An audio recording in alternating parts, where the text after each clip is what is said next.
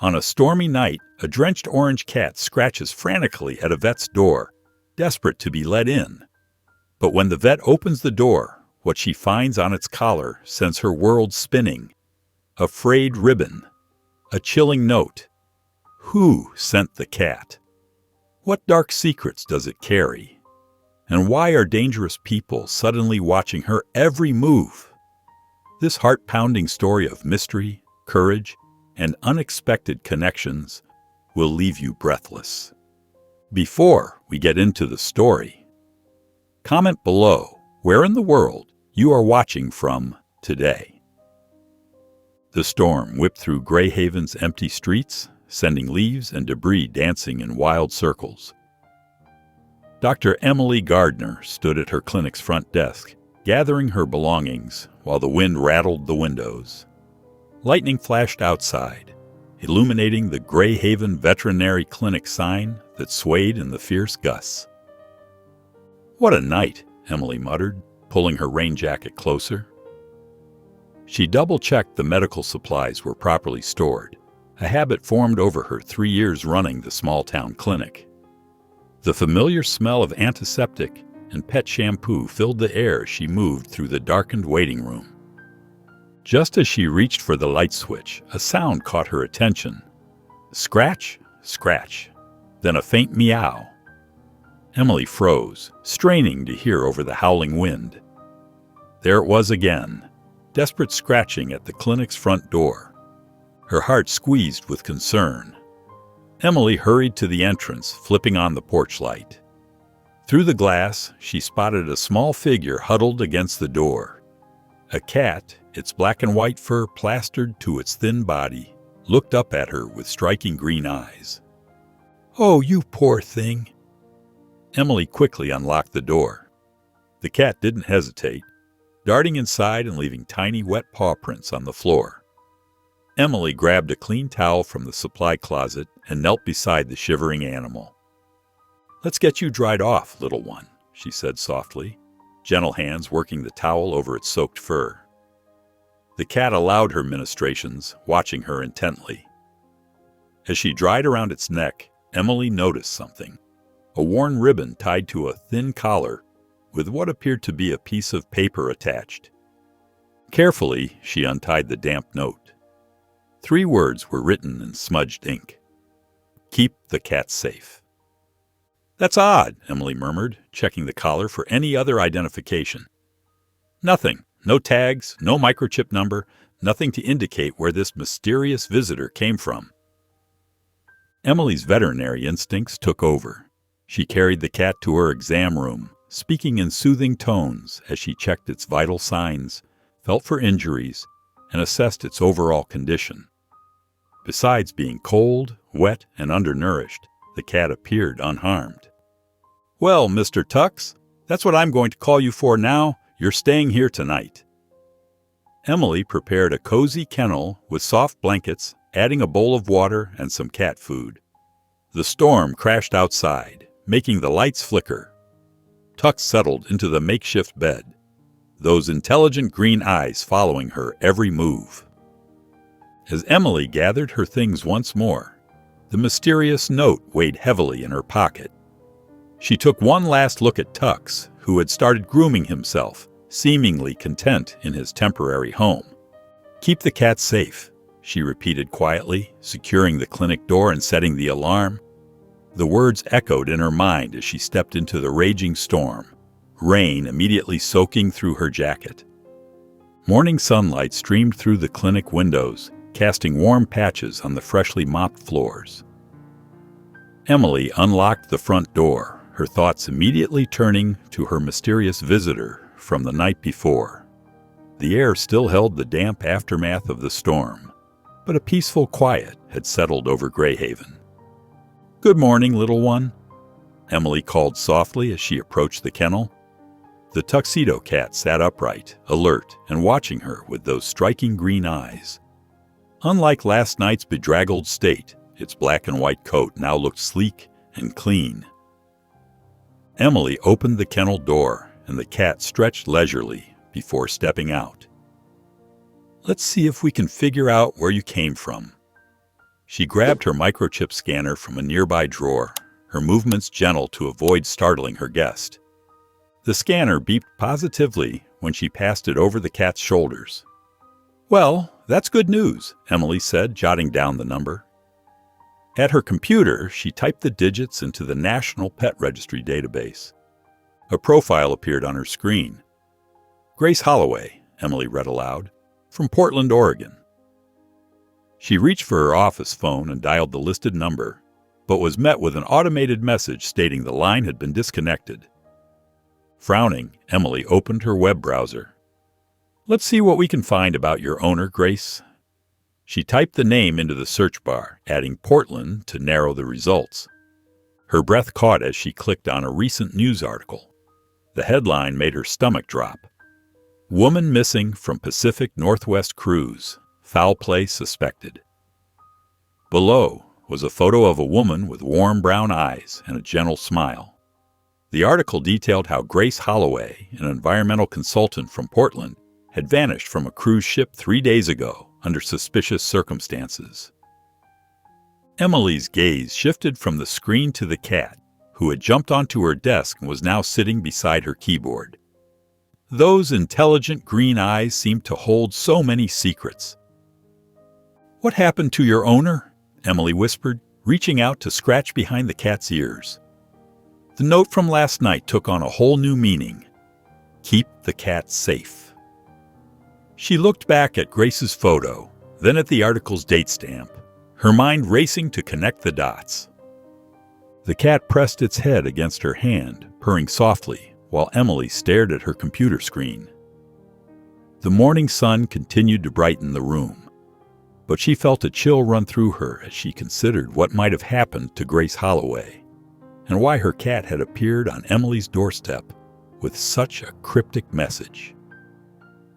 The morning brought a steady stream of appointments to Emily's clinic. A golden retriever with an ear infection, a tabby cat needing vaccines, and an elderly poodle for a checkup. But through it all, Emily couldn't focus completely.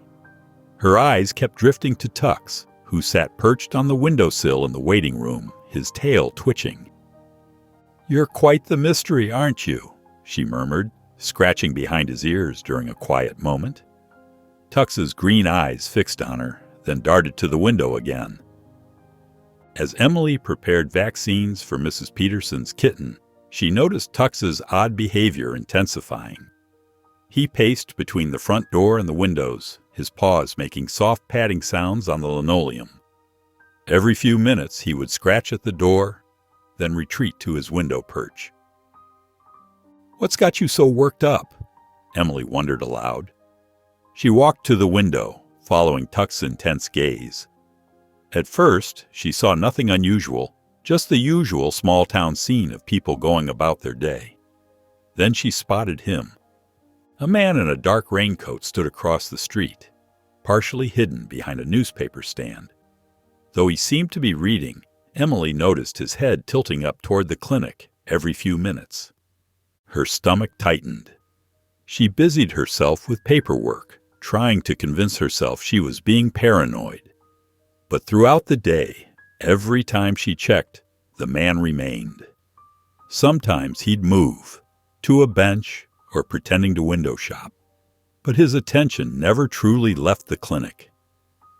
Tux grew more agitated as the day wore on.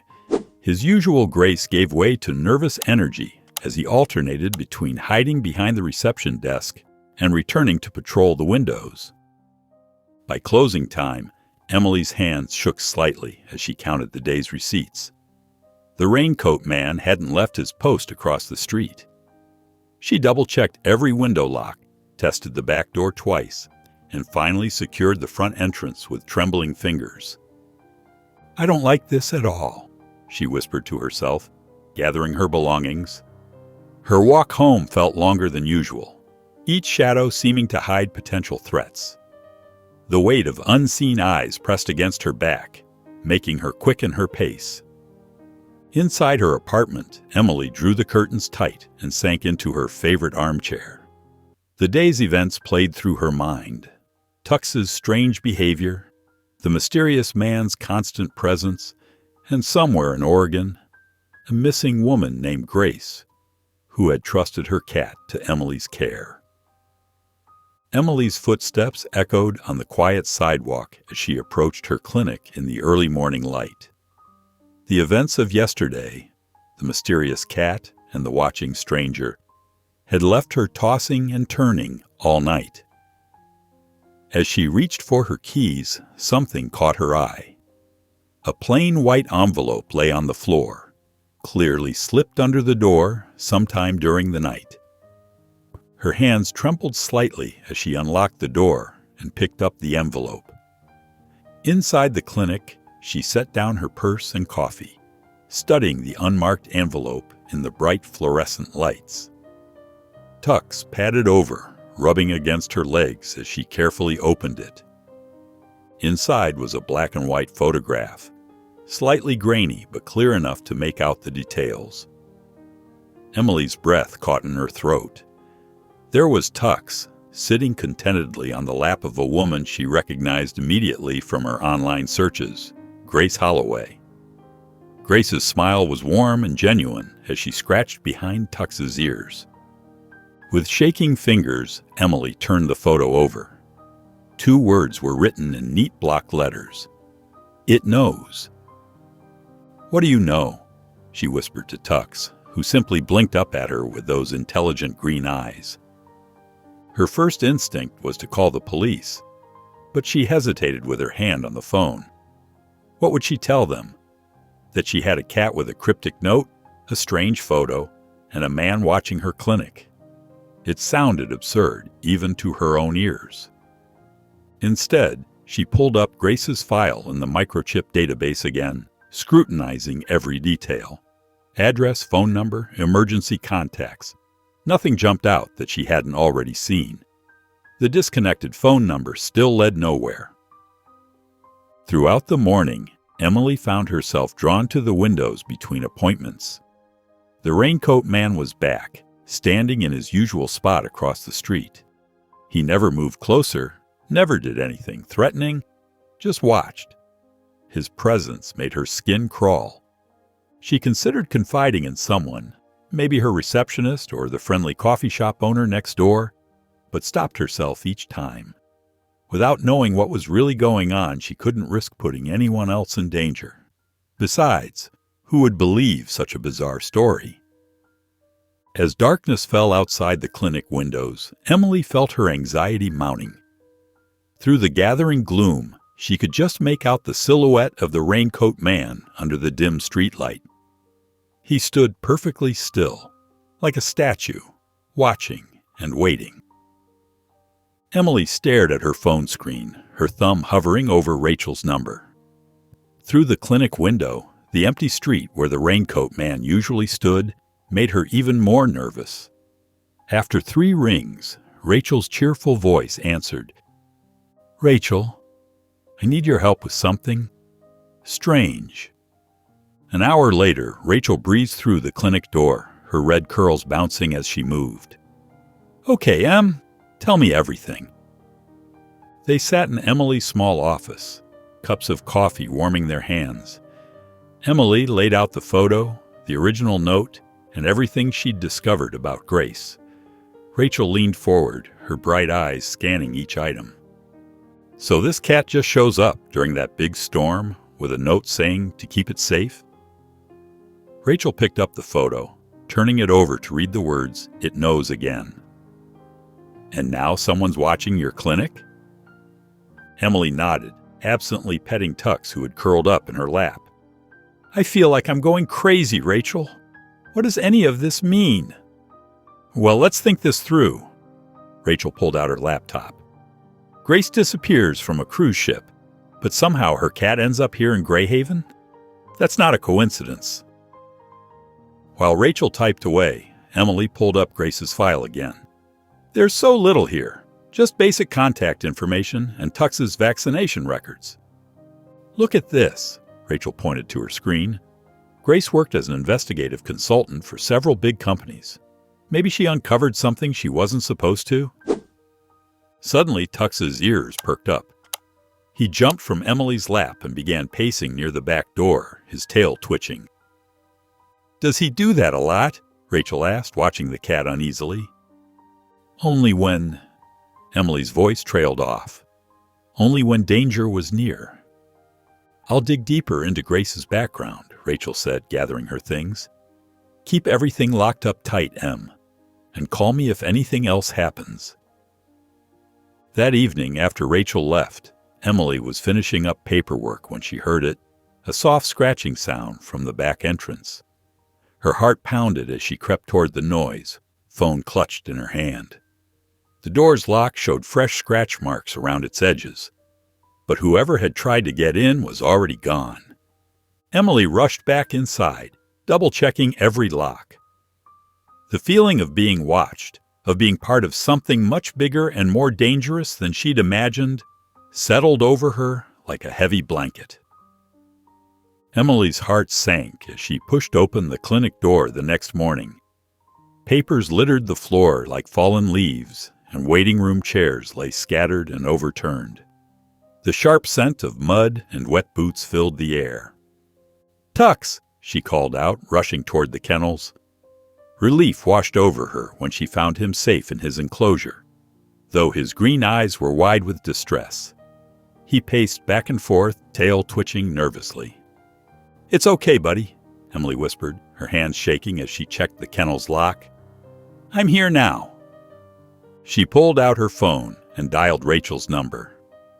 "Someone broke in," she said when her friend answered. "Can you come over?" While waiting for Rachel, Emily began picking up scattered files and writing chairs. Her stomach churned as she noticed muddy footprints leading directly to the filing cabinet and Tux's kennel. Nothing else seemed disturbed. Not the expensive medical equipment, the computer, or even the petty cash box. "They were looking for something specific," she muttered, following the trail of mud with her eyes. Rachel arrived 20 minutes later, slightly out of breath. "Are you okay? Did they take anything?" Emily shook her head. "That's the strange part. They broke into the filing cabinet, but nothing's missing. They just made a mess." "Show me," Rachel said, following Emily to the cabinet. Together, they examined the forced lock and rifled papers. Tux's file sat exactly where it should be, seemingly untouched. "Look at these footprints," Rachel pointed out. "They lead straight to Tux's kennel. Whoever did this knew exactly what they were after." Emily ran her hands through her hair. But what? What could be so important about a cat's medical records? "Maybe they thought Grace left something else with him," Rachel suggested. "Something besides that first note."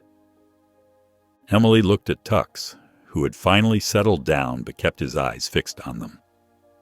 The cat's intelligence seemed almost unnerving now. "You can't stay here after hours anymore," Rachel said firmly. "It's not safe, and Tux should go home with you, at least for now." Emily nodded, knowing her friend was right. "I'll take him to my apartment tonight. I have some spare supplies I can use." That evening, after her last appointment, Emily packed a small carrier with Tux's belongings. The cat went into the carrier without protest, as if understanding the necessity. In her apartment, Emily set up a cozy bed in the living room corner, complete with food, water, and a litter box. Tux explored his new surroundings cautiously before settling into the bed. "We'll figure this out," Emily promised him, gently scratching behind his ears. "Whatever Grace wanted me to protect, we'll keep it safe." The morning sun filtered through Emily's curtains as she sipped her coffee, watching Tux explore her apartment. The black and white cat had settled in quickly, but something about his behavior seemed different today. Instead of curling up in his favorite sunny spot, he paced near her old wooden bookshelf, pawing at its base with growing intensity. "What's got into you?" Emily asked, setting down her mug. Tux's claws scraped against the shelf's corner, his green eyes fixed on something she couldn't see. Emily knelt beside him, running her hand along the worn wood. "You're going to hurt yourself if you keep that up," she said softly. But Tux persisted, meowing urgently and scratching at the same spot. Curious, Emily began removing books from the lower shelf. Romance novels, veterinary textbooks, and old photo albums came out one by one. As she cleared the shelf, her fingers brushed against something unusual, a slight gap in the wood that shouldn't have been there. "What in the world?" she muttered, pressing gently. A small panel popped loose, revealing a hidden compartment. Inside lay a cloth-wrapped package no bigger than her palm. With trembling fingers, Emily unwrapped the fabric. A black USB drive fell into her hand, its surface unmarked except for a small scratch near the connector. "Oh my God," she whispered. Tux sat beside her, purring softly as if satisfied with his discovery. Emily grabbed her phone and called Rachel, her heart racing. "Rachel, you need to see this. Tux just led me to something." "Don't tell me over the phone," Rachel interrupted. "Bring it to my house. We'll look at it together where it's safe." Emily grabbed her keys and jacket, tucking the USB drive securely in her pocket. Tux watched her intently from his perch on the couch, his tail twitching back and forth. The drive to Rachel's house usually took 10 minutes, but today it felt much longer. Every red light seemed to stretch on forever. Emily couldn't shake the feeling of being watched. Her eyes darted to the rearview mirror repeatedly, searching for signs of the raincoat man or anyone else following her. But the morning traffic looked normal. When she finally pulled into Rachel's driveway, her hands were shaking. She hurried up the front walk, clutching her pocket where the USB drive sat like a burning coal. Rachel opened the door before Emily could knock. "Did anyone follow you?" Rachel asked, ushering her inside. "I don't think so," Emily replied, pulling out the USB drive. "Here, Tux found this hidden in my bookshelf. I had no idea it was there." Rachel took the drive carefully, examining it under the bright kitchen lights. "Let's see what secrets this little thing is hiding," she said, leading the way to her home office. Rachel's fingers flew across her keyboard, the soft clicking of keys filling her cozy home office. Emily stood behind her chair, one hand nervously playing with her necklace as she watched the screen. Tux sat quietly on a nearby desk, his green eyes fixed on the monitor as if he understood what was happening. "Got it!" Rachel exclaimed, breaking through the last encryption. "These files... Emily, you might want to sit down for this." Emily pulled up a chair, her heart pounding as folders began populating the screen. Financial spreadsheets, coded emails, and suspicious wire transfers filled page after page. "Look at these numbers," Rachel whispered, pointing to a particular document.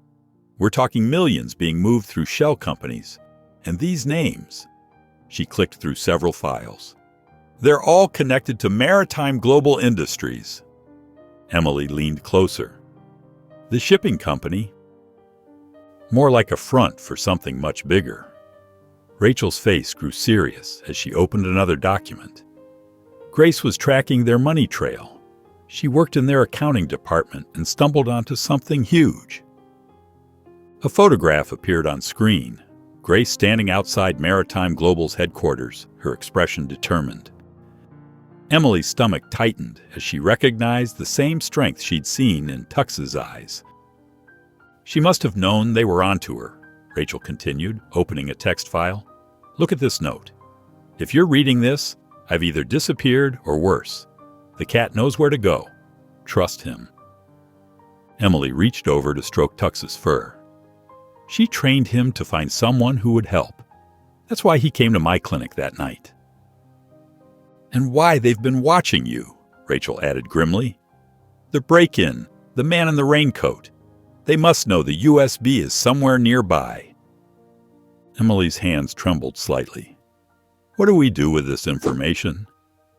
Rachel grabbed a stack of blank USB drives from her desk drawer. "First, we make copies. Lots of them. I know some journalists who can be trusted. If we spread this information wide enough, they can't stop it from getting out." As Rachel worked, Emily watched Tux, who remained perfectly still, as if standing guard. "He's been protecting this information all along," she realized aloud. "That's why I need to keep calling him Keeper instead of Tux. He's been keeping these secrets safe." The new drives filled one by one as Rachel transferred the files. "We'll need to be careful about distribution," she explained. "These people won't give up easily." Emily straightened her shoulders, determination replacing her fear. "Neither will we. Grace trusted us with this. Trusted Keeper to find someone who would help. We can't let her down." "Just be ready," Rachel warned, handing Emily one of the copies. "Once this information starts spreading, things could get dangerous." Emily nodded, holding the small drive that contained such explosive information. Keeper jumped down from the desk and sat at her feet, as if reinforcing his commitment to their shared mission. Emily's hands trembled as she turned her apartment key. Tux's carrier held close to her side. The streetlights cast long shadows across the empty sidewalk, and every rustle of leaves made her heart skip. She checked over her shoulder one last time before slipping inside. Once in her apartment, Emily double-checked all the locks and drew the curtains. Tux padded silently around the living room, his green eyes watchful. The clock on her wall showed 11:30 p.m. when her phone rang, making her jump.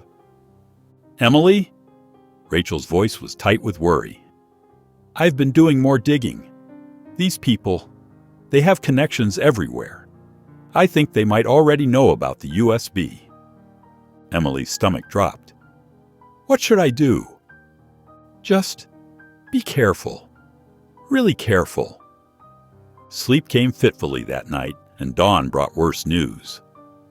Emily's heart stopped when she pulled up to her clinic. The front door hung crooked on its hinges, swinging in the morning breeze. Inside, chaos reigned. Medical supplies littered the floor, mixed with shattered glass and overturned furniture. Her desk drawers had been yanked out and emptied, their contents strewn across the room. Patient files carpeted the floor like fallen leaves.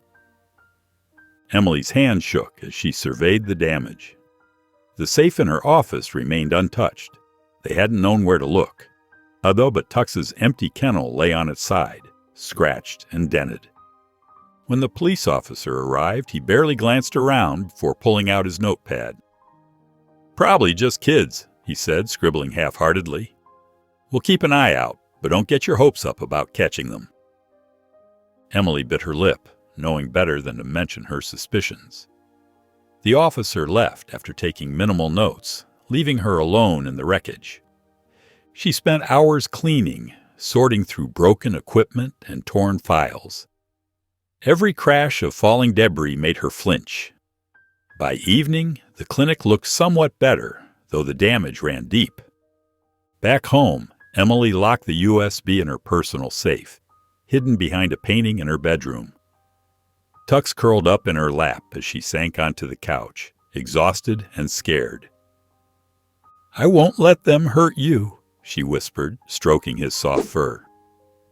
Tux purred in response, pressing closer against her chest. Emily drummed her fingers on her steering wheel, trying to calm her racing heart. The morning sun cast long shadows across Main Street as she pulled into a parking spot near the hardware store. She needed to replace the damaged locks at the clinic and pick up some cat supplies, but the thought of being out in the open made her stomach churn. "Just act normal," she whispered to herself, grabbing her purse. The bell above the hardware store door chimed as she entered. While examining different locks, a reflection in the store's security mirror caught her eye. A familiar beige raincoat. Her hands trembled as she pretended to study the packaging. Moving to the pet store next door, Emily grabbed a shopping basket and tried to focus on her list.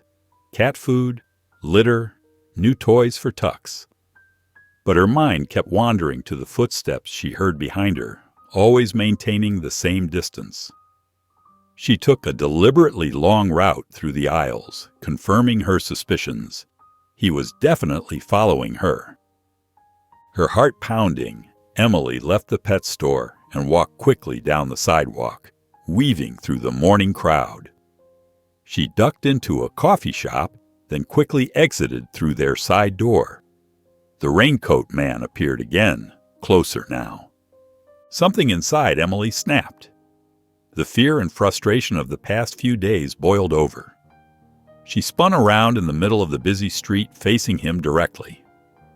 "Why are you following me?" she demanded, loud enough for nearby shoppers to turn and stare. "What do you want?" The man in the raincoat froze. His face was partially hidden by the coat's upturned collar, but Emily could see his eyes dart nervously to the gathering crowd. Without a word, he turned and melted into the stream of pedestrians, leaving Emily standing alone on the sidewalk. Her hand shook as she gathered her shopping bags.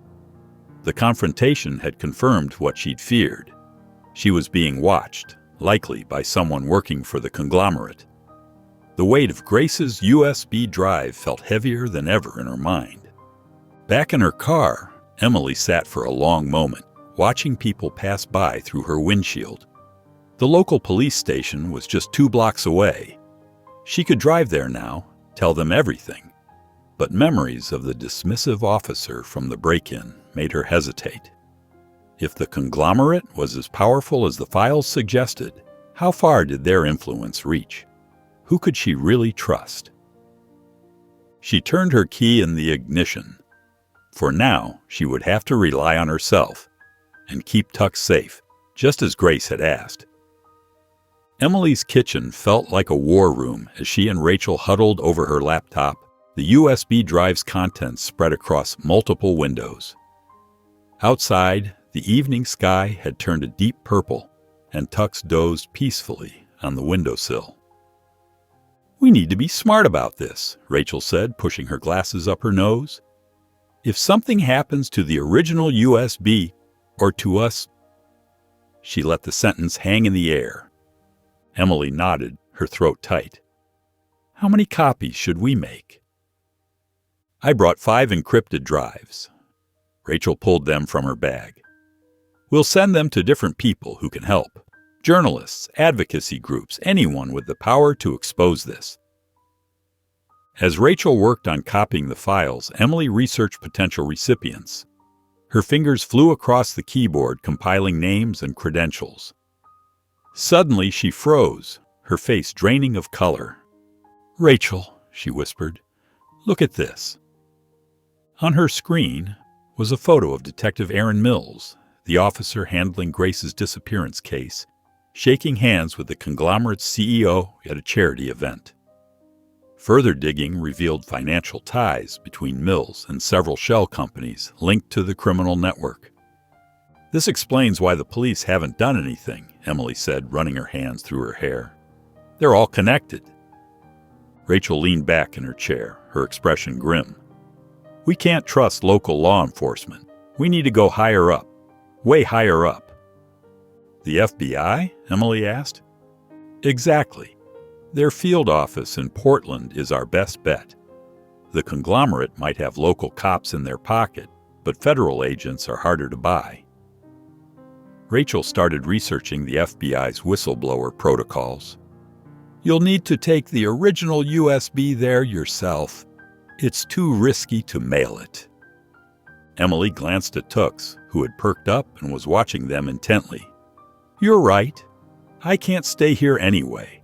Not with them watching my every move."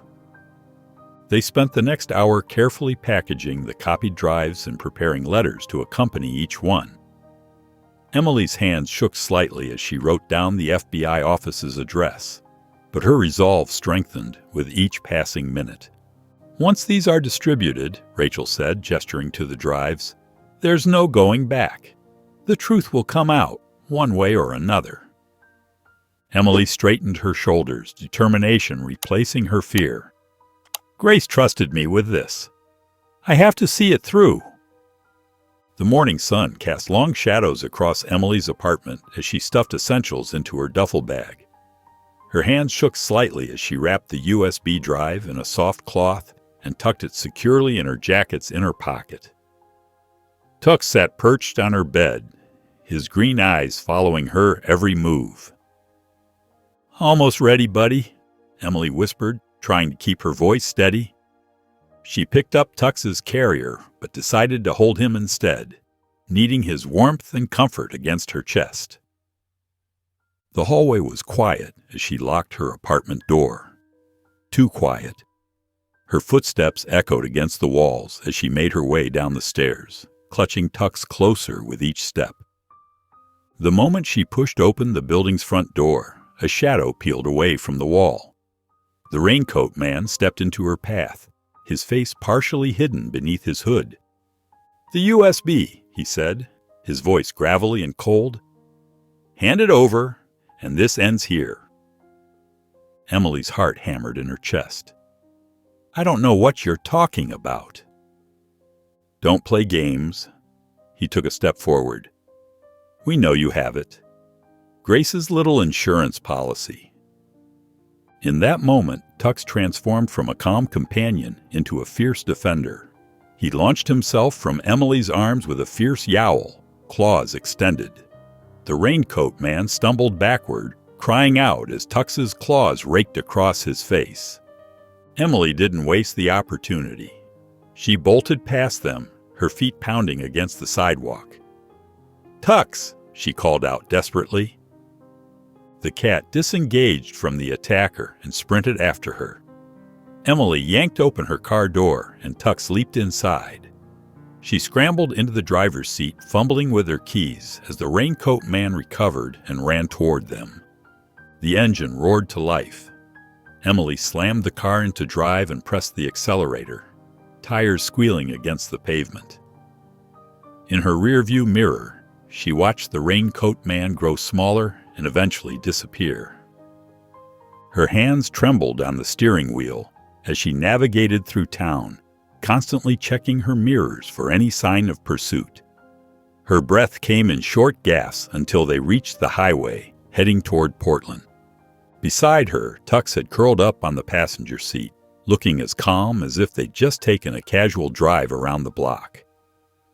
Emily reached over to scratch behind his ears. "You're my little hero," she whispered, her voice thick with emotion. She gripped the steering wheel tighter, determined to reach Portland and finally expose the truth. Emily's tired eyes fixed on the imposing FBI building before her, its glass facade reflecting the morning light. She hadn't slept during the 3-hour drive, jumping at every set of headlights in her rearview mirror. Now, sitting in her parked car, she took several deep breaths to calm her racing heart. "We made it, buddy," she whispered to Tux, who sat perfectly still in the passenger seat, his green eyes alert and watchful. Inside the building, Emily clutched her jacket closer, feeling the USB drive pressed against her chest. The lobby buzzed with activity as agents and civilians moved purposefully through security checkpoints. After explaining her situation to the front desk, she was quickly escorted to a private office. Agent Sullivan rose from behind his desk when Emily entered. He had kind eyes and crow's feet at their corners, his silver-peppered hair and steady demeanor immediately putting her at ease. "Dr. Gardner," he said warmly, gesturing to a chair. "Please, have a seat. Tell me everything." Emily's words tumbled out as she recounted the strange arrival of Tux during the storm, the cryptic note, and Grace's disappearance. Her voice grew stronger as she described the break-ins, the mysterious photos, and the menacing presence of the raincoat man. "And Detective Mills," she added, wringing her hands. "I discovered he has connections to the conglomerate. I couldn't trust local law enforcement." Agent Sullivan nodded gravely as he examined the USB drive's contents on his secure computer. "This is serious evidence of money laundering," he confirmed, his expression hardening. "The conglomerate has been on our radar, but we've never had concrete proof until now." "What happens next?" Emily asked, watching Tux explore the office cautiously. "We'll launch a full investigation immediately," Sullivan assured her. "But I won't sugarcoat this. You're in danger. The conglomerate won't stop trying to recover this evidence and silence any witnesses." He leaned forward, his voice firm but kind. "We'll arrange protective custody. I have a safe house ready where you and your feline friend can stay until we sort this out." That evening, Emily sat on the edge of a bed in the safe house, a modest but secure apartment in a quiet neighborhood. Tux curled up beside her, his presence oddly comforting in the unfamiliar space. Agent Sullivan's words echoed in her mind as she double-checked the locks on the windows and doors. Emily sat on the cozy leather couch in the safe house, absently stroking Tux's sleek black and white fur. The past few days had been a blur of interviews and debriefings, but at least they were safe here. The evening news droned quietly in the background when a firm knock at the door made her jump. Agent Sullivan entered, his normally serious expression softened by what looked like good news. "Evening, Emily," he said, settling into an armchair across from her. "We've made some significant breakthroughs." Emily leaned forward, her heart racing. "What kind of breakthroughs?" "The USB drive was exactly what we needed," Sullivan explained, pulling out his tablet. "Major news networks are picking up the story. The conglomerate's illegal activities are being exposed as we speak." He turned the tablet to show her headlines from various news outlets. Emily's eyes widened as she scanned the articles. "This is incredible," she breathed. "There's more," Sullivan continued, a slight smile crossing his face. "Grace Holloway is alive." Tux's ears perked up at the name, and Emily gasped. "She's okay?" "She's in protective custody, like you. Turns out she was working with another whistleblower on that cruise ship. When things got dangerous, she had to disappear, but not before making sure this little guy could deliver the evidence." Sullivan reached over to scratch Tux's head. "So that's why she sent him to my clinic," Emily mused, looking down at her feline companion with newfound appreciation. "Your cat's becoming quite the celebrity," Sullivan added, showing her another article. "The media's calling him the Hero Tux, the cat who helped crack open one of the biggest financial scandals of the decade." Tux purred loudly, as if pleased with his newfound fame. "We're making arrests," Sullivan continued. "Mostly lower-level operatives for now, but they're starting to talk. The conglomerate's scrambling, trying to protect what's left of their operation." His expression grew serious. "That said, some of the key players are still out there. We need you to stay put for now, Emily. It's not over yet." Emily nodded, understanding the gravity of the situation despite the positive developments. She turned to the TV where a reporter was discussing the breaking scandal. The story she'd stumbled into was now making national headlines. Beside her, Tux curled up contentedly, his mission accomplished, but his protective instinct still evident in the way he positioned himself between Emily and the door. She scratched behind his ears, whispering, "We did it, buddy. We really did it." Emily stepped into her clinic, breathing in the familiar scent of antiseptic and pet supplies. Sunlight streamed through the windows, illuminating the scattered papers and overturned furniture that still needed attention. Tux padded beside her, his tail held high as he explored their old territory. "Home sweet home," she whispered, setting down her bag. Despite the mess, being back felt right. As she began sorting through patient files and writing chairs, her phone buzzed. Agent Sullivan's name flashed on the screen. "Emily, good news," he said, his voice carrying a note of satisfaction. "We've made several key arrests. The conglomerate's CEO and 3 board members are in custody." Her hands trembled as she turned on the small TV in the waiting room. Every major news channel was covering the story. Images of handcuffed executives being led into federal buildings filled the screen, as reporters detailed the massive financial crimes uncovered through Grace's evidence. "The raincoat man?" she asked, remembering those piercing eyes that had haunted her for days. "In custody, along with his team. We caught them at a safe house just outside Portland."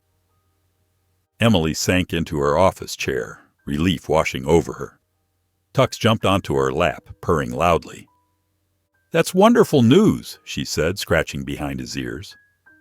"It is," Sullivan agreed. "But stay alert.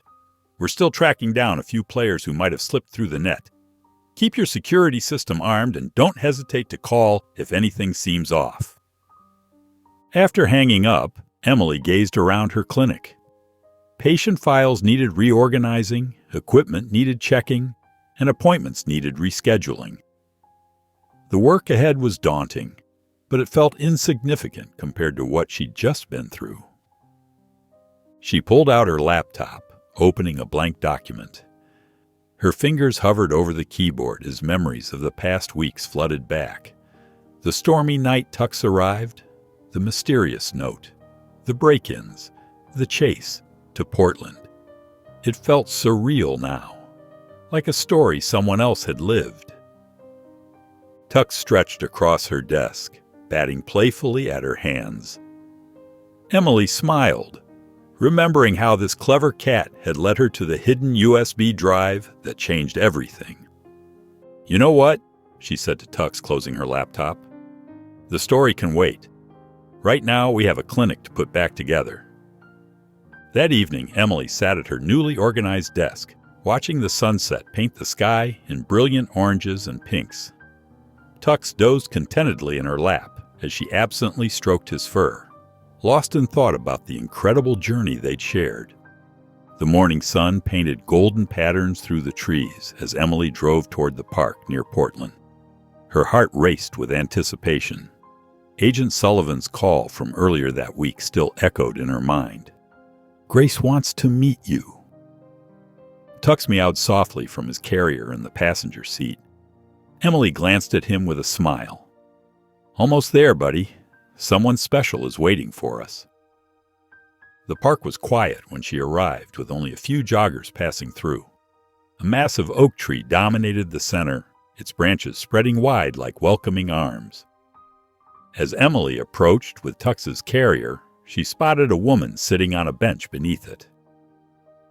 Grace Holloway looked different from her photos, thinner, with dark circles under her eyes, but there was strength in her posture and determination in her gaze. When she saw Emily, she stood up, her hands clasped together. "Dr. Gardner," Grace said, her voice thick with emotion, "I can't thank you enough." Emily set down the carrier and opened it. Tux burst out immediately, making a beeline for Grace. He leapt into her lap, purring so loudly Emily could hear it from where she stood. "He never forgot you," Emily said softly, watching their reunion. Grace stroked Tux's fur, tears in her eyes. "I chose your clinic for a reason," she explained. "Years ago, you treated my dog after hours when no one else would. You showed such compassion. I knew if anyone would protect Tux and understand the importance of what he carried, it would be you." They sat together on the bench, sharing their perspectives of the past weeks. Grace described her investigation, the dangerous web of corruption she'd uncovered, and her narrow escape on the cruise ship. "The USB drive was my insurance," Grace explained, scratching behind Tux's ears. "I couldn't risk carrying it myself, but I knew Tux would find his way to you. When I saw the news about the arrests, I knew my trust wasn't misplaced." Emily listened, still amazed at how her ordinary life had intersected with such extraordinary events. "I was just trying to help a cat in need," she said. "I never imagined it would lead to all this." Grace reached over and squeezed Emily's hand. "Sometimes the biggest changes start with the smallest acts of kindness. You're a hero, Dr. Gardner, whether you see yourself that way or not." "Please, call me Emily," she replied, feeling a connection with this brave woman who had risked everything for justice. "Emily," Grace smiled warmly. "I want you to know you can always count on me. Here's my new number, my real one this time." She handed Emily a card. "If you ever need anything, don't hesitate to call." Emily sat curled up on her worn leather couch, a cup of chamomile tea warming her hands. Tux lounged beside her, his black and white fur gleaming in the soft glow of the evening news. His purrs filled the quiet moments between news segments. The TV anchor's serious voice caught Emily's attention. Breaking news in the ongoing investigation of Maxwell Financial Group. Federal authorities have arrested CEO Richard Maxwell and 12 other executives in connection with a massive money laundering scheme. Emily leaned forward, her heart racing as familiar names and faces flashed across the screen. The news showed footage of men in suits being led away in handcuffs, their faces hidden from cameras. The breakthrough in this case, the anchor continued, came from an unlikely source, a brave whistleblower and her equally courageous cat. The screen switched to photos of Grace, looking professional and determined, alongside a picture of Tux that must have been taken during the investigation. Emily scratched behind Tux's ears as she watched. Grace Holloway's meticulous gathering of evidence, combined with the extraordinary story of how that evidence reached authorities, has captured public attention, the reporter explained. In what's being called the case of the Courier Cat, a simple tuxedo cat named Keeper played a crucial role in protecting vital evidence. Emily smiled at the screen. They'd finally given Tux a proper name, Keeper. It suited him perfectly. Social media posts flashed across the screen, showing hundreds of supportive messages. Courier Cat and Justice Served were trending. One tweet read, "Heroes come in all forms, even in black and white fur." Her phone buzzed with a text from Agent Sullivan. "Thought you'd want to know. We've arrested the last major player. Still be careful for a while, but the worst is over. You did good, Doc." Emily watched as the news covered the full scope of the conglomerate's crimes. Billions in laundered money, corrupt officials, and connections to organized crime. The reporter detailed how Grace's evidence had unraveled it all, starting with that small USB drive that Keeper had protected so well. The investigation revealed deep-rooted corruption, the anchor explained. But thanks to the combined efforts of a dedicated investigator, a brave veterinarian, and one very special cat, justice is finally being served. Keeper stretched beside her, seemingly unimpressed by his newfound fame. Emily watched him, remembering that stormy night when he first appeared at her clinic door. Who could have guessed that one small act of kindness, opening that door, would lead to all of this? Emily reached for the remote and clicked off the TV. The room fell quiet except for Keeper's steady purring. He rolled onto his side, green eyes half closed in contentment, looking just like any ordinary house cat. But Emily knew better. She gently stroked his fur, feeling incredibly proud of the part they'd played in bringing truth to light. Emily sat at her desk in the clinic, sorting through patient files as sunlight streamed through the freshly cleaned windows. Things were different now. The usual quiet of her waiting room had been replaced by warm chatter and friendly faces bringing homemade treats. "Another pie, Dr. Gardner," Mrs. Peterson bustled in, holding a still warm apple pie. "It's the least I can do after everything you've done for our town." Emily felt her cheeks flush. "That's so kind. But really—" "Now don't you dare say it's not necessary," Mrs. Peterson insisted, setting the pie on the counter. "What you did took real courage." Throughout the morning, more townspeople stopped by. Some brought cards, others just wanted to share a kind word or paw Tux, who had become something of a local celebrity. The cat preened under the attention, accepting treats and scratches with dignified grace. That evening, Emily walked into May's Diner and froze. The usually quiet restaurant was packed with familiar faces, and a banner reading, "Thank you, Dr. Gardner," hung across the back wall. "Surprise!" Rachel emerged from the crowd, grinning. The town wanted to show their appreciation. Emily's eyes welled up as people approached to shake her hand or offer hugs. Even Mayor Thompson made an appearance, his usual formal demeanor softened by genuine gratitude. "Dr. Gardner," he said, "your actions have made Greyhaven proud. We're fortunate to have you here." The diner buzzed with conversation as people shared plates of May's famous pot pie. Rachel stood up to give a short speech about their friendship and the investigation, making Emily laugh through happy tears. "I couldn't have done any of this without you," Emily told Rachel quietly as they shared a slice of blueberry pie. "Your help meant everything."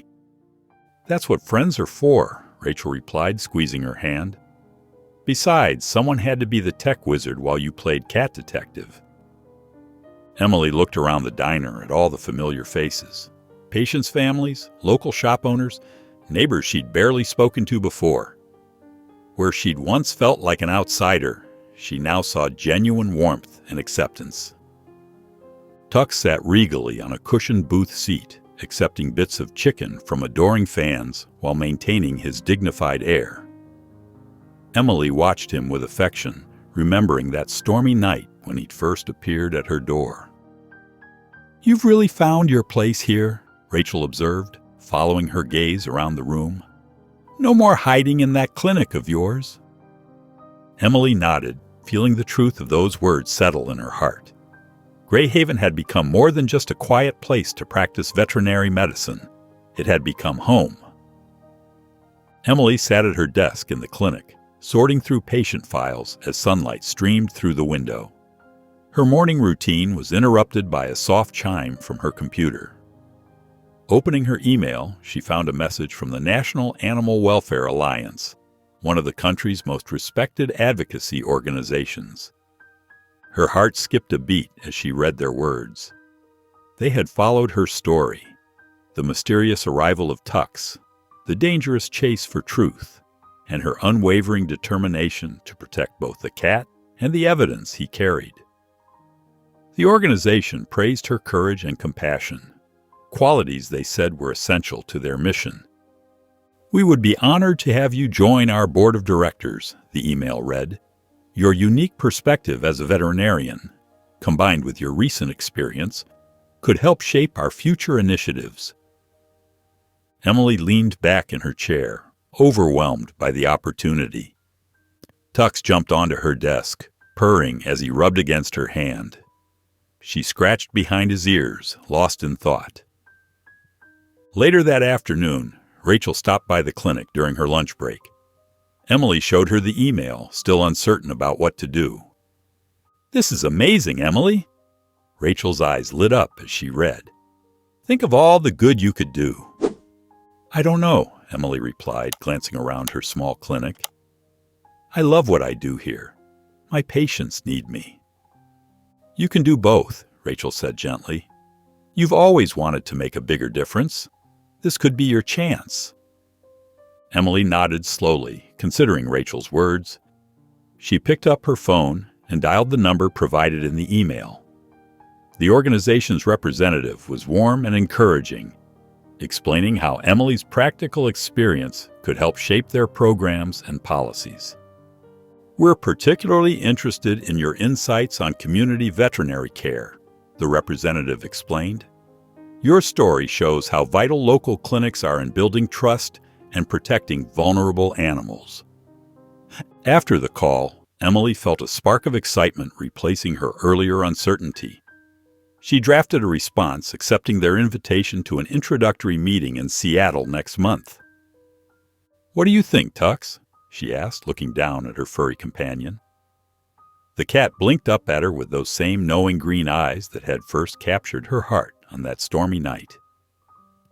Emily clicked send on her reply email, then reached down to stroke Tux's soft fur. The familiar action centered her, and she felt a new sense of purpose stirring in her heart. Emily moved through her clinic with practiced ease, checking on a recovering puppy in the first kennel.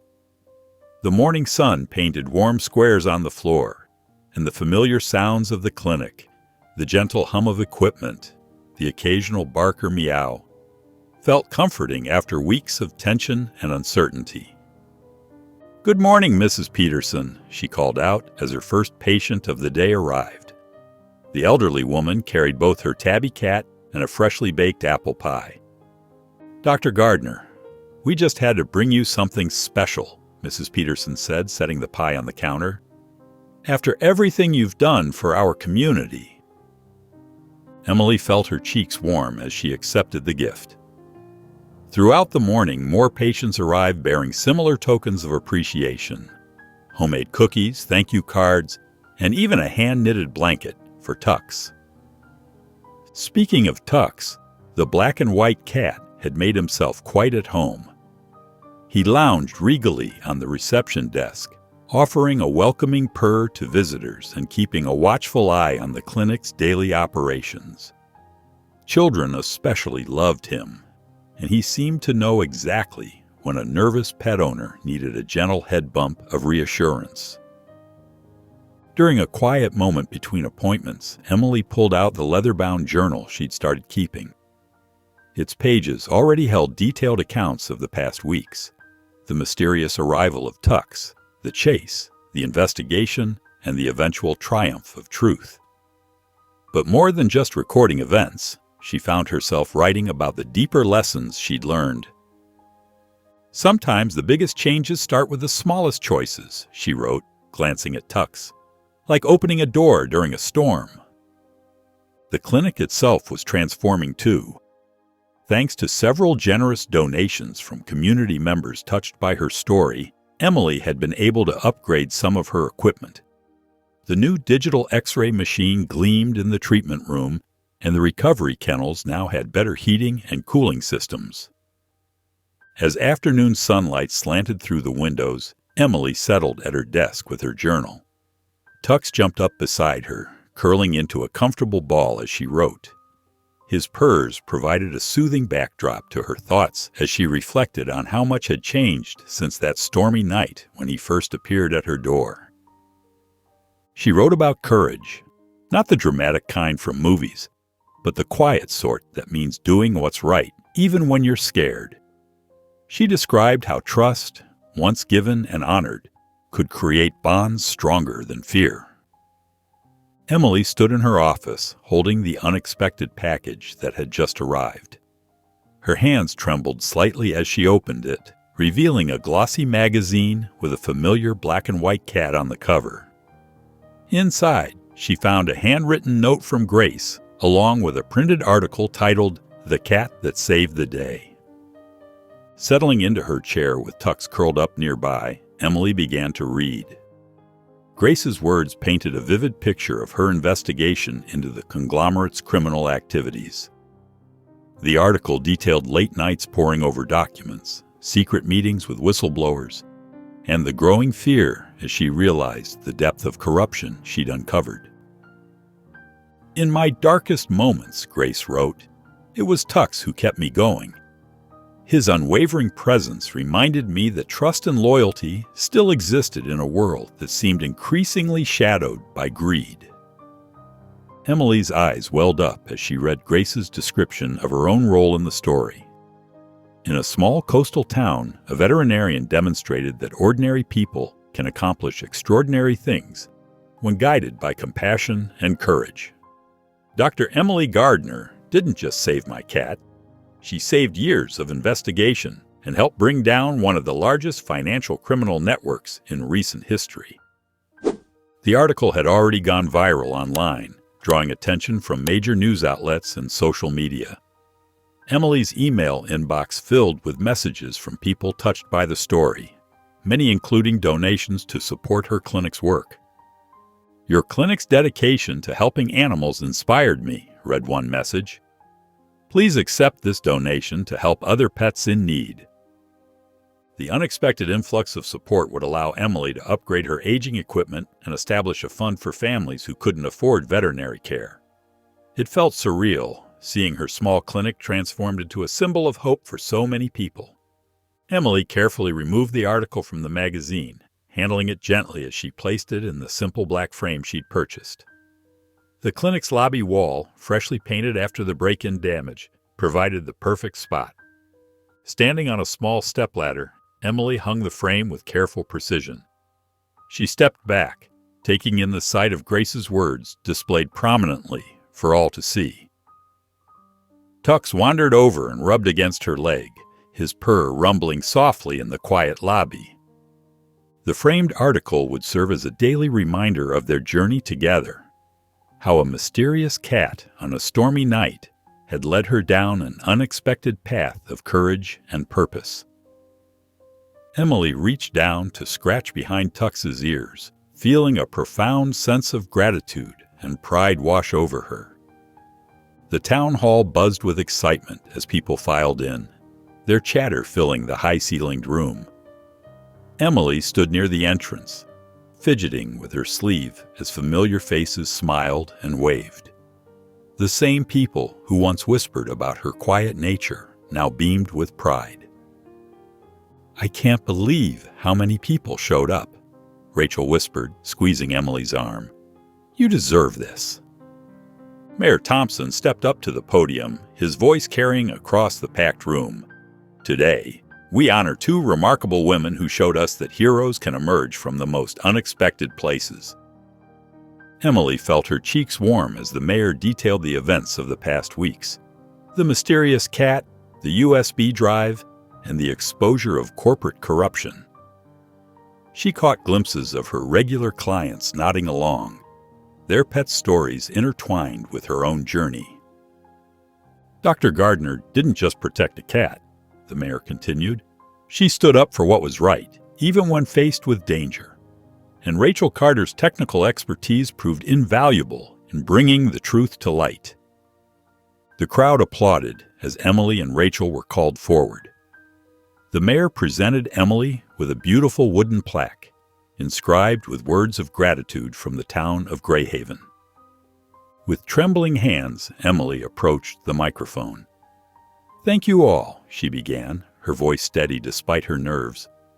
"I'm just a veterinarian who did what anyone would do, protect an animal in need. This town has given me so much, and I hope to keep serving this wonderful community for years to come." More applause filled the room as Emily and Rachel returned to their seats.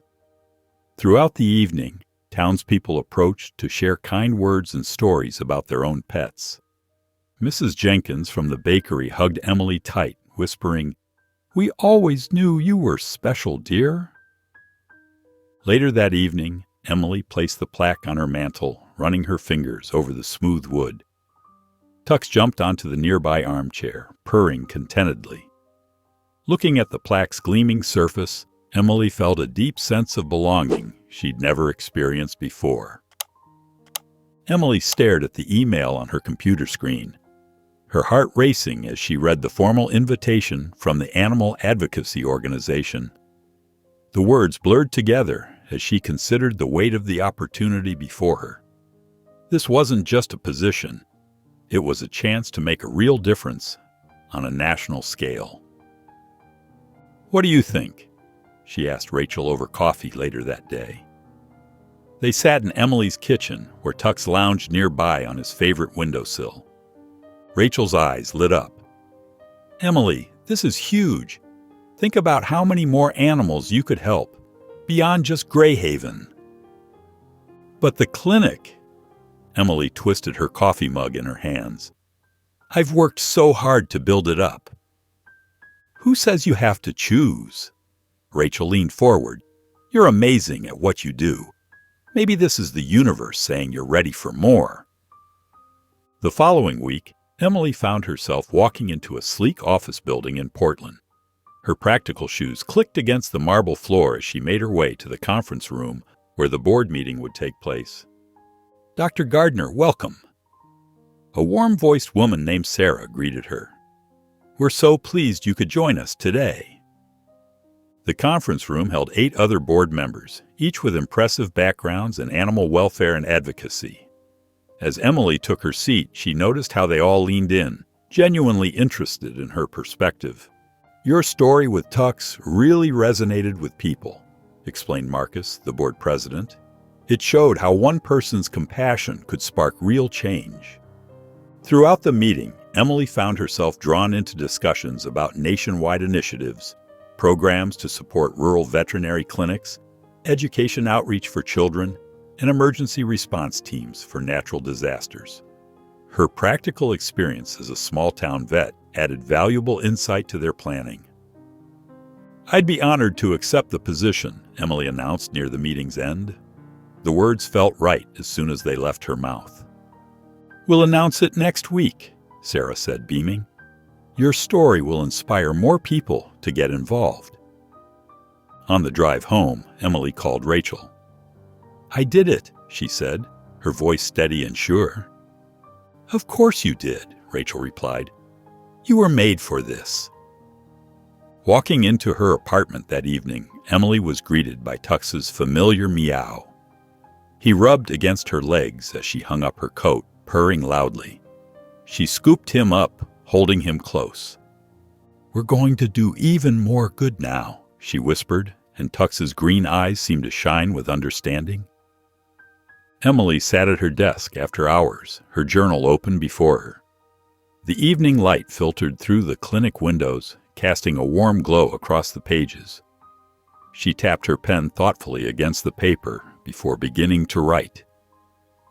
"It's strange how one stormy night changed everything," she wrote.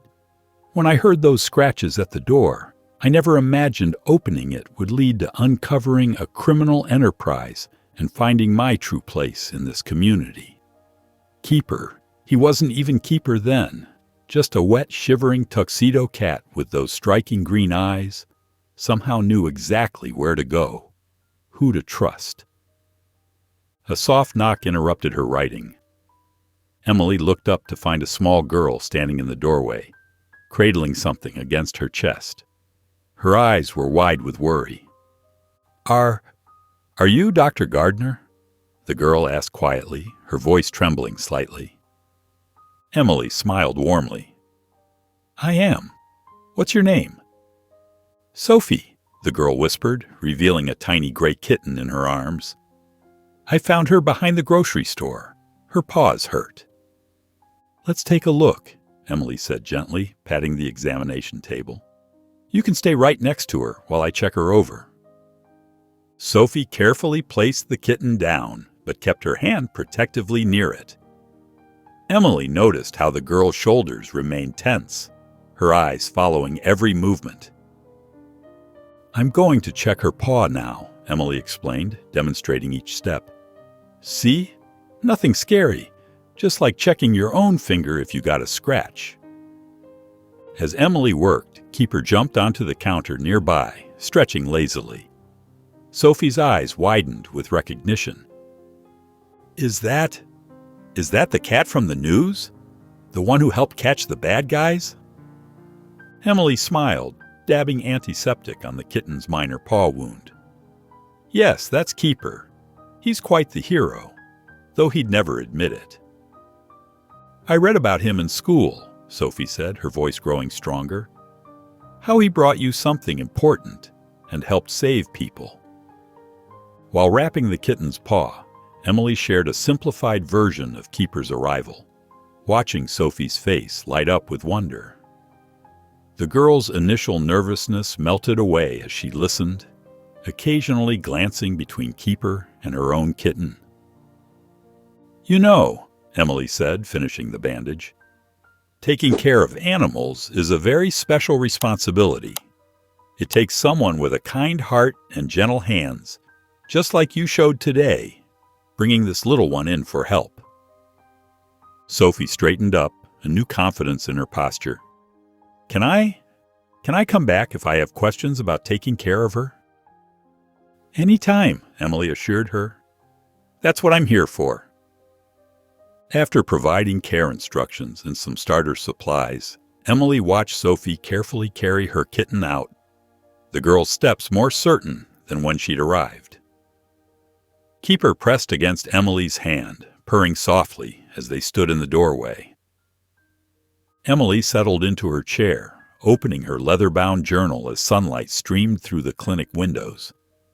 Keeper jumped onto her desk with his usual grace, settling into his favorite spot beside her right arm. His green eyes watched her intently as she began to write. "Looking back on that stormy night," she wrote, "I never could have imagined how one rain-soaked cat would change my entire life." She paused, reaching over to scratch Keeper's ears. "You knew exactly what you were doing, didn't you?" Keeper purred in response, making Emily smile. She returned to her writing, her pen flowing smoothly across the paper. "I used to think being brave meant not being afraid," she wrote. "Now I know it's about doing what's right, even when you're terrified. Every time I doubted myself, Keeper seemed to know exactly what to do, pushing me forward when I wanted to retreat." Emily glanced at the framed article on her wall, then back at her journal. "The clinic feels different now. Every day, people bring their pets in with such trust in their eyes. They share stories about how our experience inspired them to speak up, to take action in their own lives. Sometimes it's overwhelming, but in the best possible way." She paused to sip her coffee, watching as Keeper batted playfully at her pen.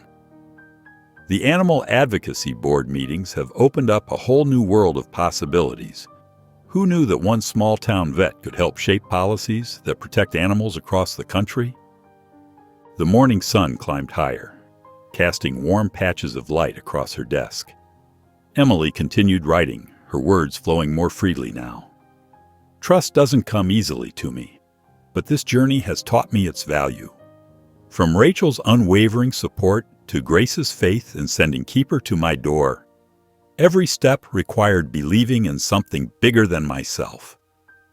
Keeper stretched and moved closer, resting his paw on her hand, as if encouraging her to continue. Emily smiled and spoke softly to him. "You know, sometimes I still can't believe everything we've been through." She wrote one final paragraph. "Each morning brings new challenges and opportunities. Instead of fearing them, I find myself eager to face them head-on. This journey has shown me that even the smallest actions can create ripples of change. Keeper taught me that, and I'll never forget it." Emily set down her pen and closed the journal. She reached over to scratch Keeper behind his ears, just the way he liked. "We've done well, haven't we?" she asked softly. Keeper's answering purr filled the quiet morning air as sunlight warmed them both. If you enjoyed the story of Emily, I handpicked this next story that you will enjoy. Please don't miss this one. Click here to watch it.